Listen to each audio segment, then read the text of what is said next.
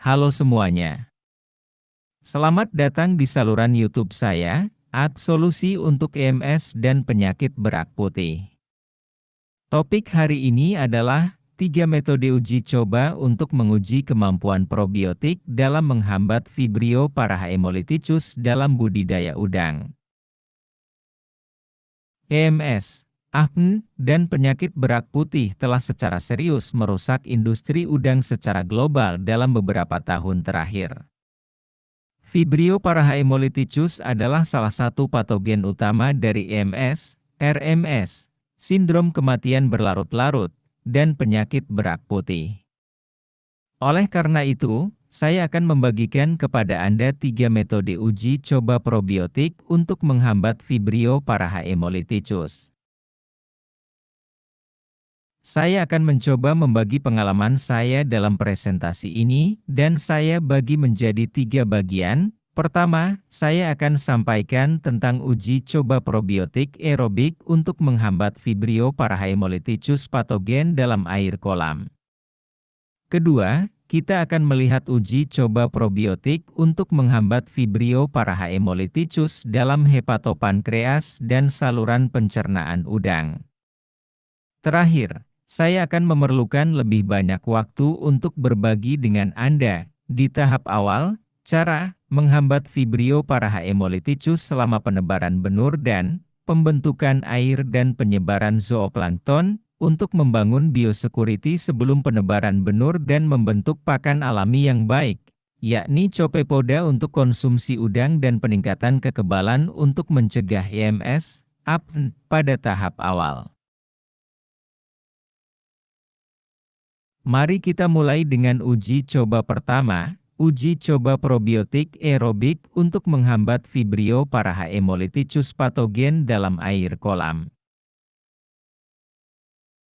Kami menerapkan produk aerobik untuk mengolah sampel air limbah untuk pengujian kemampuan probiotik dalam menghambat V. parahaemolyticus.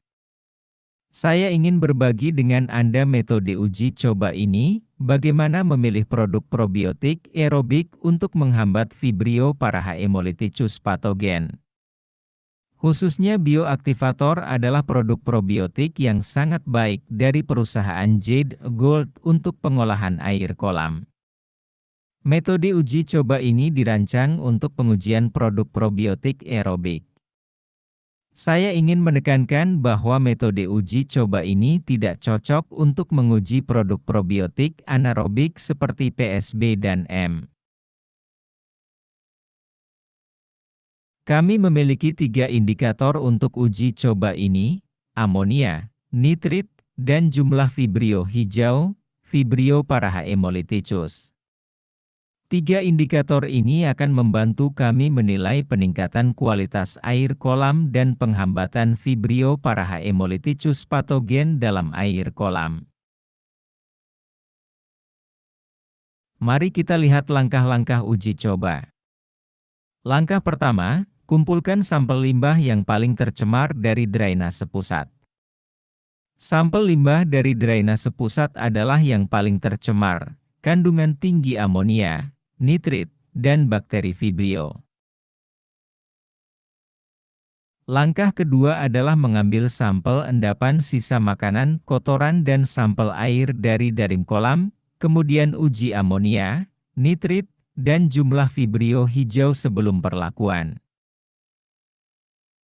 Langkah ketiga, endapan sampel limbah dimasukkan dalam 4 tangki, masing-masing 20 liter.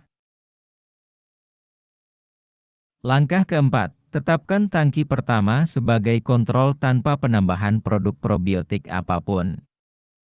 Tangki kedua menambahkan 20 gram bioaktivator, dan tangki ketiga dan keempat menambahkan 20 gram produk probiotik merek lainnya R untuk pengujian perbandingan.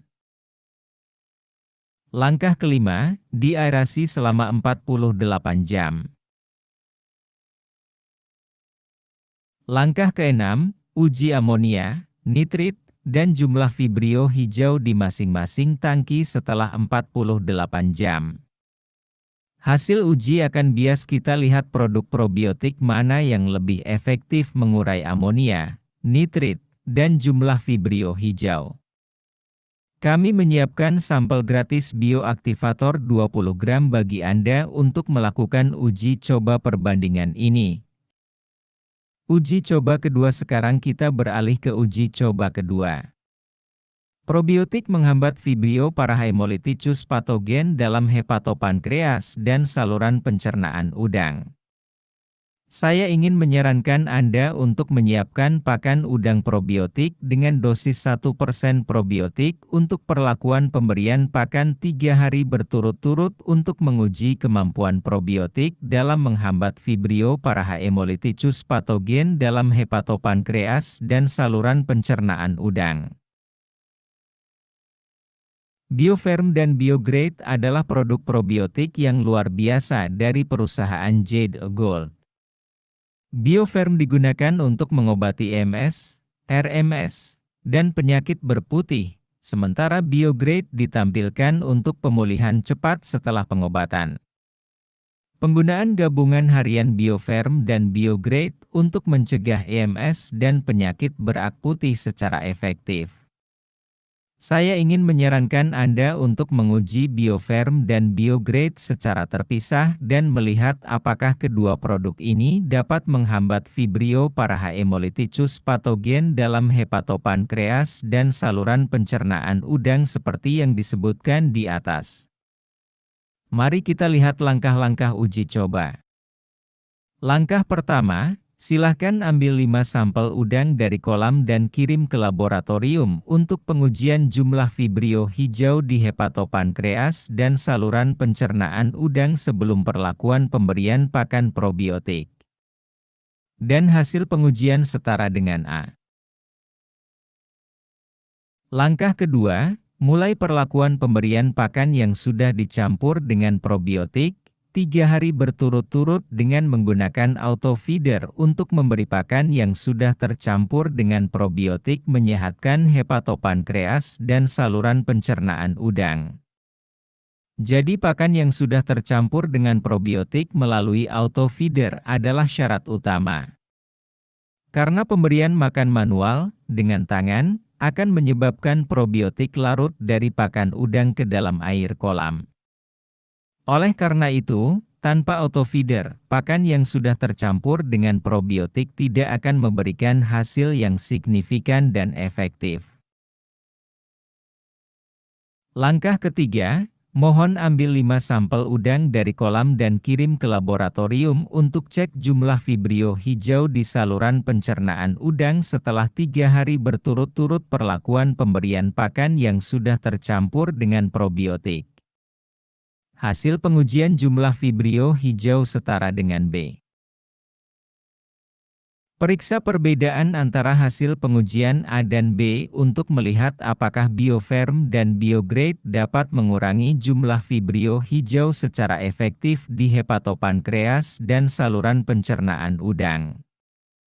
A dikurangi B menunjukkan eliminasi Vibrio hijau setelah perlakuan pemberian pakan yang sudah tercampur probiotik, dan A dikurangi B dibagi A, menunjukkan rasio penurunan. Silakan lihat prosedur uji coba ini.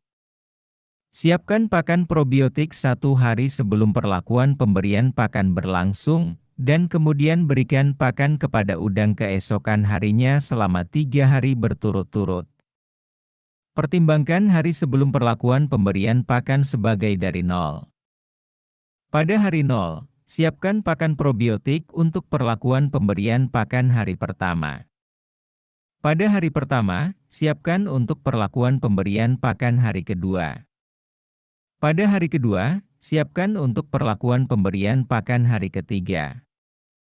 Setelah 3 hari perlakuan pemberian pakan probiotik, kami mengambil sampel 5 udang lagi untuk pengujian Vibrio hijau. Selanjutnya saya tunjukkan bagaimana cara menyiapkan pakan probiotik. Ini terdiri dari 3 langkah, pengembangbiakan cair, pencampuran pakan, dan pengembangbiakan basah, kemudian pemberian pakan dengan autofeeder. Pengembangbiakan cairan, di sini, A, mewakili pemberian makanan harian. Persentase dosis biofarm atau biograde adalah 1% dari A, molasses adalah 3% dari A, dan air tawar adalah 10% dari A. Campurkan biofarm atau biograde dan molasses ke dalam air tawar segar, dan pompa udarakan selama 8 hingga 12 jam. Kemudian Anda akan mendapatkan cairan pengembangbiakan biofarm atau biograde. Campur pakan dan cairan pengembangbiakan untuk penyebaran lebih lanjut. Kemudian biarkan pakan yang dicampur tetap diam selama sekitar 8 jam. Itu untuk pengembangbiakan basah. Kemudian berikan pakan melalui autofeeder. Uji COB3 menghambat Vibrio parahemolyticus untuk stok benur pada tahap awal. Uji coba ketiga setelah menguji biofarm dan biograde dalam menghambat Vibrio parahemolyticus dalam bagian tubuh udang, hepatopankreas dan saluran pencernaan, jelas bahwa kedua produk dapat menghambat Vibrio parahemolyticus patogen dengan efektif. Tetapi biofarm bahkan bekerja lebih baik dan lebih cepat daripada biograde. Jadi, kami memilih biofarm untuk uji coba berikutnya. Pembentukan air dan penyebaran zooplankton. Kami menerapkan biofarm untuk mengfermentasi dedak katul untuk menumbuhkan kelompok organisme kecil yang hidup. Salah satunya adalah strain probiotik dari biofarm untuk membuat kolam aman dan sehat untuk penebaran benur di tahap awal. Kedua, adalah Copepoda, yang merupakan salah satu pakan alami terbaik untuk postlarva dan juvenil udang. Biasanya, petambak mentreatment air kolam dengan 30–40 ppm klorin untuk membunuh semua patogen setelah memasukkan untuk penebaran benur. Namun, ini juga membunuh semua Copepoda. Untungnya, telur Copepoda dapat melewati perlakuan klorin dan menetas tanpa kontaminasi virus WS. Ini memulai generasi pertama Copepoda di kolam, dan biarkan Copepoda tumbuh dan membuat generasi kedua dan ketiga untuk konsumsi udang dan meningkatkan kekebalan terhadap penyakit. Silakan lihat slide ini. Di tengah adalah kantung yang berisi katul dedak yang difermentasi digantung di dalam air kolam. Bakteri probiotik terus berkembang dan membangun mekanisme biosecurity di dalam air kolam. Bakteri probiotik memberikan nutrisi untuk menumbuhkan alga. Copepoda memakan alga dan dedak yang difermentasi, seperti kapsul bio yang diperkaya dengan probiotik, enzim, asam amino, asam lemak, dan UGF untuk peningkatan kekebalan postlarva. Kami memulai persediaan air dan penyebaran zooplankton 2 minggu sebelum penanaman benur dan 2 minggu setelah penebaran benur, dan diganti seminggu sekali, total 4 kali dalam 4 minggu. 24 jam pengembangbiakan cairan, 24 jam pengembangbiakan basah, dan 5–7 hari pengembangbiakan di kolam dibagi 3 langkah. Mari kita lihat langkah-langkah uji coba. Langkah pertama, 24 jam pengembangbiakan cairan. Kami menyiapkan cairan pengembangbiakan biofarm. Tambahkan 1 kg biofarm, 4 kg molase, dan 80 liter air tawar, dan diaerasi selama 24 jam untuk 1 hektar per minggu. Langkah kedua adalah perluasan basah 24 jam. Setelah 24 jam perluasan cairan, kami mendapatkan 85 kg cairan perluasan biofarm dari langkah pertama, kemudian campur dengan 100 kg dedak, dan sebarkan lapisan fermentasi dedak dengan ketebalan sekitar 5 cm di liner HDP. Setiap 6 jam diaduk katul dedak yang difermentasi dan semprotkan air 1 kali untuk pengembangan probiotik yang lebih banyak. Langkah ketiga adalah pengembangan selama 5–7 hari di kolam. Setelah 24 jam pengembangbiakan basah, Masukkan katul dedak yang sudah difermentasi ke dalam beberapa kantongan berukuran 40 mes, dan digantung 3 hingga 5 meter di depan kincir air. Setelah 7 hari, diganti dengan kantongan katul dedak yang baru. Total 4 kali dalam 4 minggu. Pengembangbiakan cairan dan basah dapat meningkatkan jumlah total bakteri probiotik sebanyak 50-100 kali lipat, dan pengembangbiakan selama 5-7 hari di kolam akan meningkatkan jumlah bakteri probiotik lebih dari 1000 kali lipat. Jadi, total dari 3 tahap pengembangbiakan dapat meningkatkan jumlah total bakteri probiotik lebih dari 100.000 kali lipat. Saya ingin mengingatkan Anda tentang 2 poin penting untuk uji coba persediaan air dan pengembangbiakan zooplankton. Yang pertama, 1. Mulai persediaan air dan pengembangbiakan zooplankton 2 minggu sebelum penebaran benur. 2. Gantung kantong yang diisi katul dedak yang sudah difermentasi di depan kincir air. 3. Pengembangbiakan probiotik yang lebih baik, biosecurity 4. Usia pembiakan Copepoda adalah Juni 17 hari. Bergantung pada spesies yang berbeda. Setelah 2 minggu persediaan air dan pengembangbiakan zooplankton, akan menghasilkan lagi generasi Copepod kedua untuk dikonsumsi oleh postlarva yang baru ditebar. Copepoda dibagi menjadi 3 kelompok perilaku pakan yang berbeda. Kelompok pertama lebih dari 70% spesiesnya adalah lepas dalam kolam. Kelompok pertama spesies Copepoda hanya memakan pakan yang terlarut.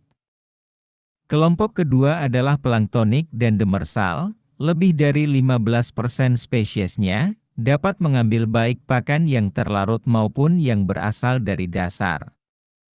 Kelompok ketiga sepenuhnya bentik, sekitar 10%, hanya mengambil pakan dari dasar.